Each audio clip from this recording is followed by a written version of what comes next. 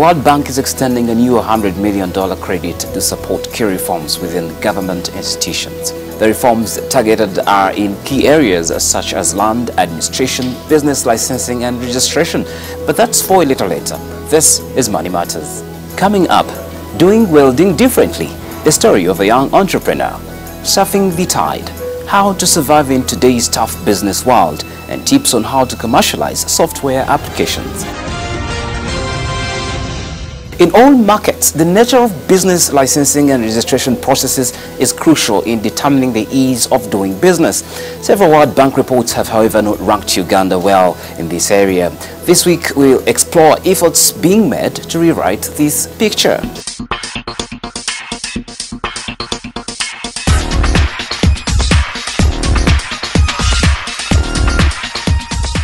Now, I know you represent or you work for an organization that is the private sector lending arm of the World Bank, and you've done quite a lot of work with Uganda, and specifically my interest is with the licensing aspect in this country. You were carrying a program in Uganda to try and improve that particular area. What are the results, if you can give us a digest of what has come out so far, or progress made so far? Thank you, Charles. In 2010, we received a request from Government of Uganda to support the implementation of regulatory reforms and focusing mainly on business licensing and business taxation areas. Now, in the business licensing arena, we were told that there were quite a number of licenses lying over across very many regulatory agencies, and many businesses were experiencing a lot of red tape and unnecessary costs. So our role really was to provide advisory support as well as technical assistance and financial assistance where necessary. Now, out of the inventory that was undertaken across the country, it was identified that Uganda actually issues 766 licenses across all regulatory bodies, 45 institutions to be precise. Now, out of these, 41 were found to be redundant. 294 were actually streamlined and simplified. The processes were simplified. Key among which is the trading license, and I must recommend Kampala City Council Authority for the work that they have done. They've actually simplified this process in partnership with the Ministry of Trade, Industry and Cooperatives.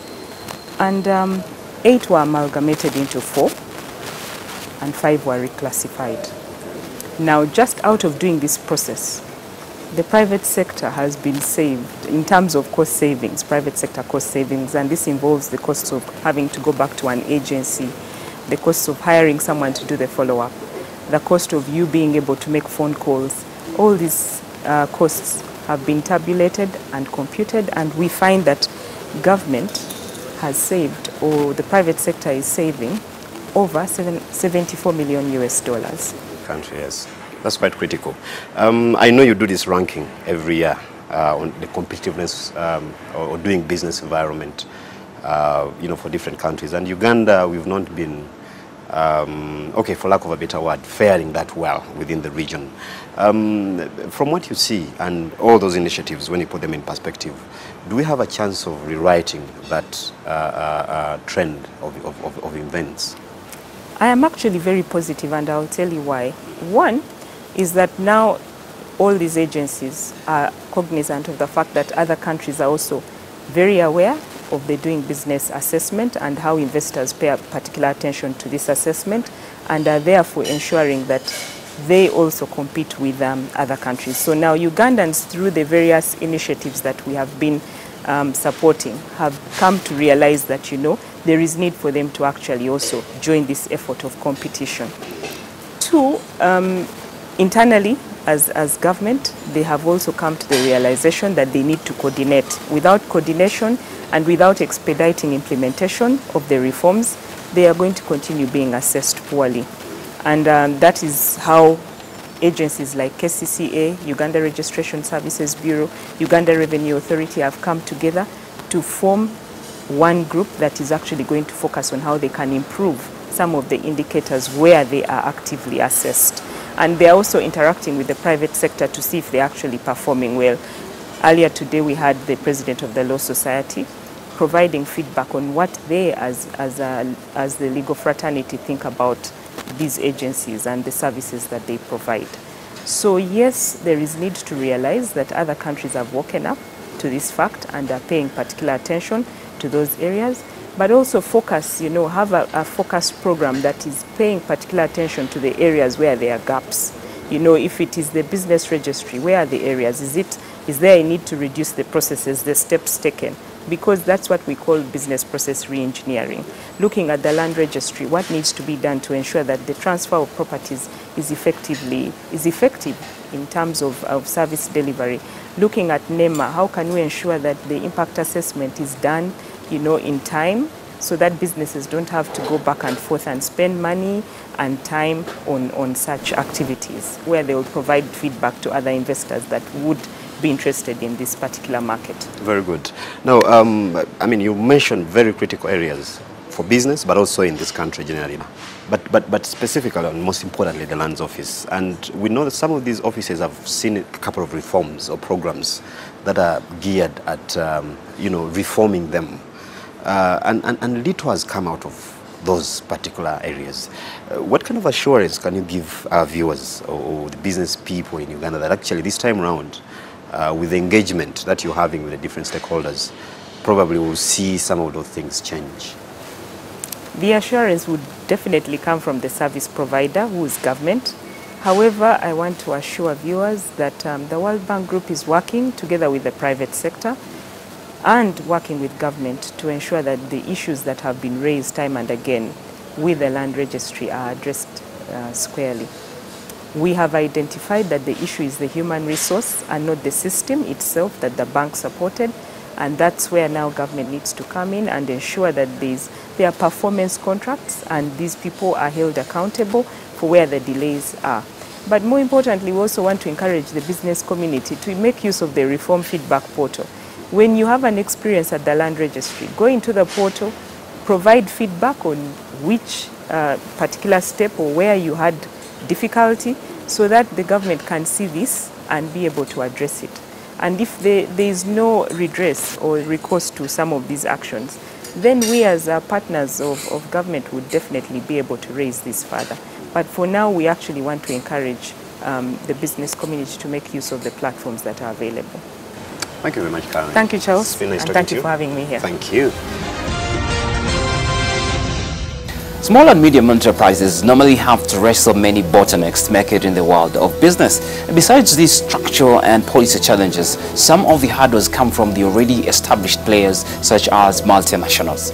In this edition of Insight, some of the affected business owners and leaders share with us their experiences and tips on how to best compete amidst such realities.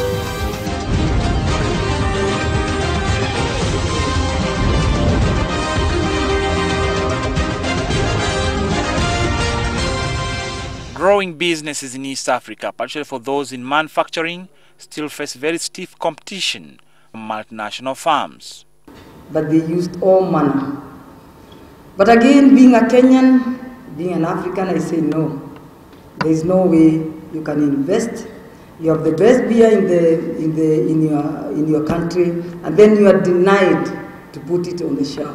Because anytime you put on the shelf, it's removed. It's removed before. You put a poster, is removed. You put a billboard, whatever you put is removed. You employ the best sales and marketing team. When they go there, they are demotivated. The business environment is even more challenging for those who treasure backward linkages, such as agribusiness. Now, to be globally competitive, we said we need 6,500 hectares of nucleus plantation and 3,500 hectares of outdoors. And we came in here and we had discussions with the government, and in that discussions, it took about 2 months.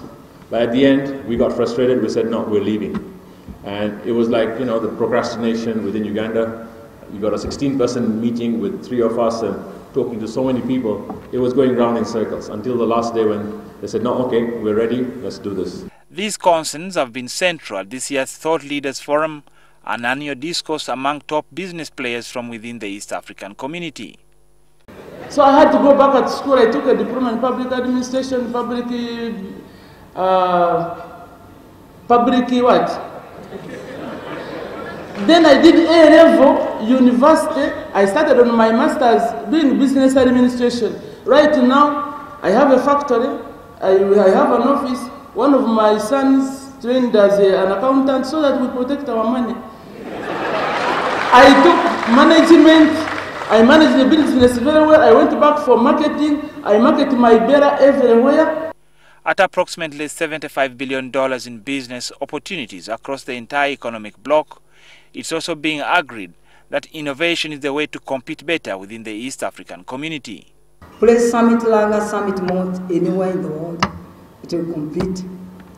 Bring in a brand from all over the world, bring it in the market, it will be able to compete, and even it's better. After people were denied to taste our products, after they tasted the product, if I didn't make it better than what was in the market, people could not have gotten even thought of giving it a chance. However, the admission by these entrepreneurs is that securing credit to venture into strategic businesses such as power generation vis-a-vis multinationals is equally tough. And I looked at the energy space and said, what can we do? It was a struggle even for my own, me as a Ugandan, a leading Ugandan, to get alliances, to deal with the government, to get the licenses, to eventually be able to put up a power plant. To raise the money to build this power plant. A megawatt costs about $1 million. To have capacity of $90 million. The banks never would believe you could do it. It has to be done by the multinationals. But if you strongly believe in what you want to do, and you think you can make a difference, you will. Renowned entrepreneurs Tabitha Karanja, the managing director for Kenya's Keroche Breweries, and Bidco's Vimal Shah were also touted at this year's Thought Leaders Forum under the theme, Riding the Tsunami, arranged by Daily Monitor.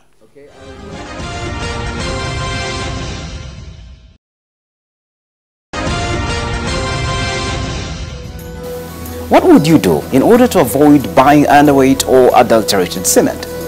In Consumer Insight this week, we discuss some of the things that you should look out for before buying cement, even though in reality, fake cement can only perfectly be investigated in a laboratory.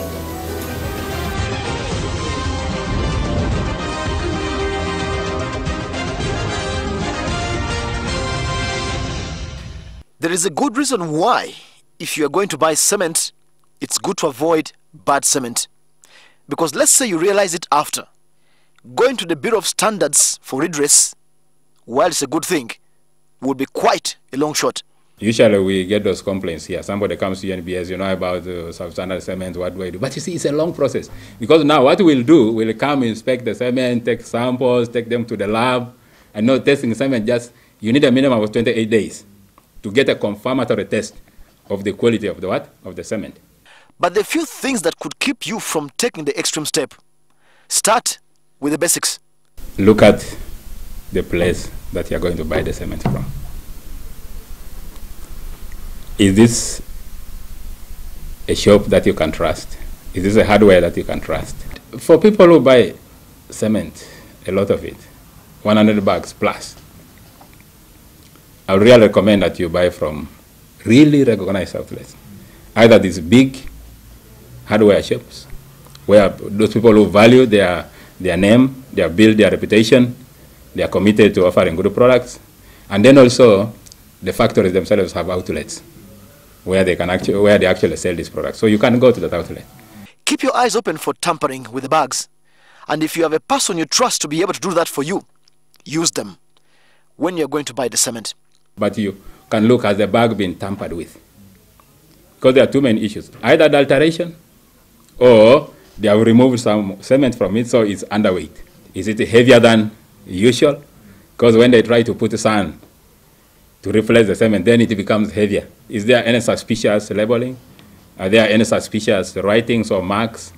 Because when they tamper with the bag, there could be some tampering around. When you buy, carry evidence that you have actually done a purchase. And insist that you get a receipt, so that in case of anything, you can actually go back and say, okay, I bought the cement from here, this is the problem, and that is that. Whatever you do, use professionals on your building site, because using non-professionals can prove costly. Very costly, in fact. Now, there are many young starters today involved in software application development, but not many have been lucky enough to commercialize their innovations. Today, we share with you tips on how software applications can be developed and commercialized.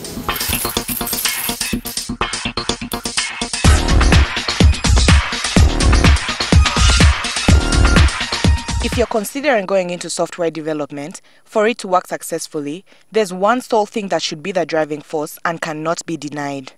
The user must be at the center of the design of that application that you're working on. You shouldn't be looking at building an application that will meet the needs of the user as thought about by you who is developing the application. You should consult the user, do user research, user-centered design to be able to figure out the user's needs from their point of view. But even more importantly, strive to be different. Build an application that is unique to each client. The thing with custom software applications is that they make a company different from its competitors because it is custom software, meaning it's built just for your need, the need that you have, and for your value proposition. So it allows you to be different from your other competitors, enabling you to make money than your other competitors. And even as you venture into custom software, you should still be wary of your target audience. If you want your software to be market relevant, you need to understand that different markets have different needs and they will respond differently to different applications. And so, therefore, if you're dealing in custom software, in off-the-shelf software that you've developed in one market and think it will work in another, you might find yourself not being relevant at all in the market. But above all, here at the top of the list is usability. When you're thinking about commercializing your software, it has to be built in such a way that it will be easy and for the users to use. Because if you're looking at mass adoption of your software application, it cannot be only targeted at a small number of people who are tech savvy. And with that, if you're sold and have decided that software engineering is the path that you're going to take, then the customer, the target audience, and user friendliness are aspects that are very key. Now, when we talk of gas metal welding in Uganda, many will quickly associate it with fabrication of windows and doors. That perception has left many would-be fabrication entrepreneurs in the dark, missing out on even bigger business opportunities. Ronald Seziwa is an experienced metal fabricator who took another approach of metal welding, targeting corporations like those in the world of oil and gas.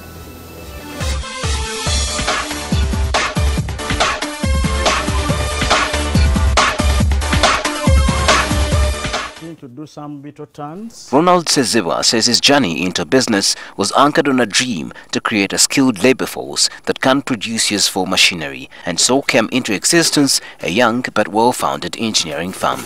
It came into place. I had a vision of starting a foundation school when I was still in college. It was on paper. I would say I will start a foundation school that gives value addition to vocational skills. So I couldn't. I had to begin up small. From beginning up small, I formed an engineering company, the SEB Engineering Services Limited. Driven by passion for fabrication, Ronald was also given an opportunity to learn from the best through an umbrella organization for small-scale manufacturers in Uganda. I didn't look at the demand. I didn't look at the market. I looked at what passionately I needed. So I wanted to enter manufacturing, whether it will take me years to years, but I only thank Uganda Small Scale Industry because I'm a member to Uganda Small Scale Industry. It gave me an opportunity to move to Germany, and I took a benchmarking guide in those small enterprises that are in Germany, and I saw we had a lot of opportunity in our country. Venturing into the business of manufacturing, especially fabrication of heavy-duty machinery, is itself capital-intensive. But how did Ronald raise the finances to start? In my business plan, I have a budget of about 3.5 billion investment in machinery. On 3.5 billion investment in machinery, I have moved up to 500 million to today. That's not going to the bank and so on. We try to work around with the capital that we create. And we look at our list of machineries, what we buy. We need this, we buy it. We need this, we raise the capital to buy it. So they are helping us in the long term, being that they are expensive, but we sacrifice what we have to get them so that we can have an achievement. Indeed, in this market, gas metal fabrication is associated only with making of doors and windows. Ronald takes an exception. The way to go is to build machines that people will use to generate incomes. Anyone can begin to weld a door, even you can begin to weld a door in a week. Okay? But can you produce a machine that someone who is in the village can use it to produce something? It's what we want. Like you see China, like you see, it does so many different kinds of welding.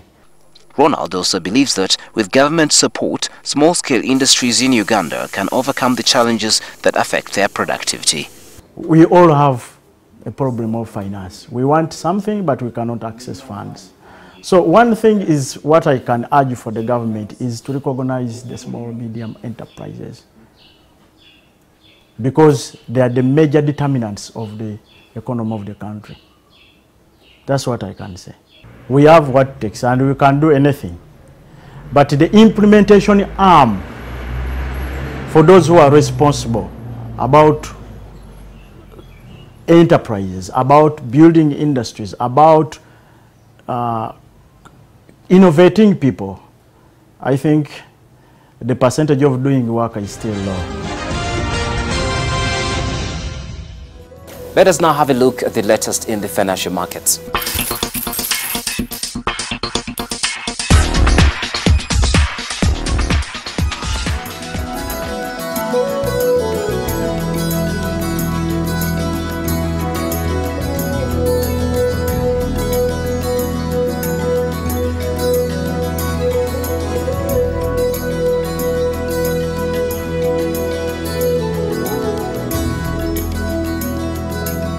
Thank you for watching Money Matters. My name is Malcolm Sime. Kindly get back to us. Send us your texts for your views and comments on 6565. Or you can look for NTV Money Matters on Facebook. Like that page and tell your friends about it. Join me next week, Thursday, same time, here on NTV. And cheers.